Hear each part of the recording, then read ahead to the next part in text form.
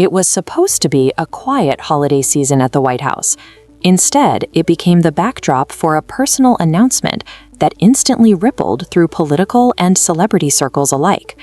Donald Trump Jr., the eldest son of President Donald Trump, stepped forward at a Christmas reception and revealed that he was engaged again, less than a year after his high-profile split from Kimberly Guilfoyle. The moment was brief but loaded. Standing beside his father, Trump Jr. thanked his guests, smiled, and credited one word for closing out his year on a high note: yes. That word belonged to Bettina Anderson, a Palm Beach socialite who, until recently, was known mostly in elite Florida circles rather than national headlines. But with that announcement, she was suddenly thrust into the spotlight as the newest woman entering the Trump family orbit.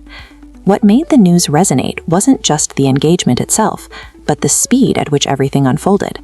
Just months earlier, Trump Jr. was still publicly linked to Kimberly Guilfoyle, a former Fox News host and one of the most visible figures in the Trump political universe. For years, Guilfoyle had been more than a partner. She was a constant presence on the campaign trail, at rallies, and in conservative media, often described as both a political ally and a future fixture in the family. Behind the scenes, however, the story was already shifting. In late 2024, photographs emerged showing Trump Jr. holding hands with Bettina Anderson during an outing in Palm Beach. At the time, it raised eyebrows. Publicly, there had been no announcement of a breakup. Privately, sources would later say the relationship with Guilfoyle had already ended. Soon after, the separation became undeniable. Guilfoyle accepted a nomination from President Trump to serve as U.S. ambassador to Greece, a role that carried both prestige and a clean geographical break.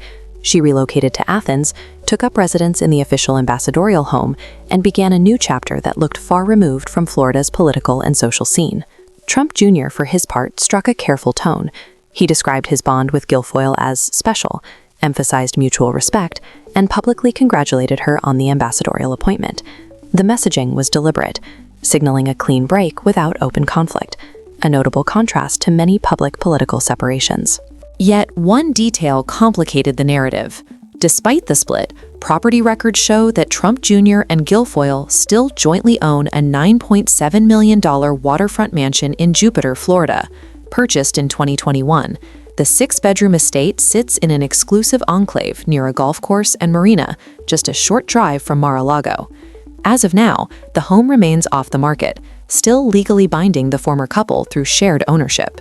Sources close to Trump Jr. suggest he's barely there. Instead, he's reportedly spending most nights at Bettina Anderson's townhouse in Palm Beach. Neighbors noticed quickly. His car, they say, is almost always parked outside. The message is subtle but clear. His center of gravity has shifted. Anderson herself represents a different kind of partner. Unlike Guilfoyle, whose career was deeply entwined with politics and media, Anderson has kept a lower public profile. Friends describe the relationship as natural and unexpectedly fast-moving, fueled by shared social circles and an ease that surprised even those close to them. At the White House event, Anderson appeared confident and composed, thanking both President Trump and Melania Trump for their hospitality. She referred to Trump Jr. as the love of her life and described the engagement weekend as unforgettable. It was a moment that suggested not just romance, but acceptance, an important signal in a family where symbolism matters. Still, questions linger. What happens to the Jupiter mansion? Will it be sold, divided, or quietly retained as a financial asset? And how will Guilfoyle's new life abroad reshape her role within Trump world politics? For now, neither party has offered answers, and the silence only adds to the intrigue. This story also reflects a broader pattern within the Trump family since leaving the White House. Many members relocated to Florida, consolidating influence, wealth, and visibility in one state. Ivanka Trump settled in Miami before moving into a sprawling mega-mansion. Tiffany Trump now lives nearby with her husband and child. Eric Trump and his wife remain close by in Jupiter. In that context, Trump Jr.'s move toward a Palm Beach-based life with Anderson feels less like a detour and more like alignment. For supporters, the engagement is a personal milestone worth celebrating. For critics, it's another reminder of how seamlessly politics, wealth, and celebrity blend in the Trump ecosystem. And for the broader public, it's a reminder that even at the highest levels of power, personal lives can shift suddenly, reshaping alliances both public and private. What's clear is that Donald Trump Jr. is entering a new chapter, personally and symbolically.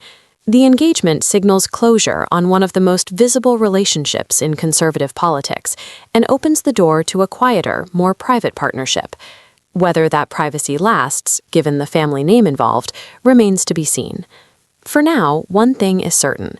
In a world where political families rarely escape scrutiny, even a single word spoken at a holiday party can become national news. And in this case, that word didn't just mark an engagement, it marked the end of one era and the beginning of another.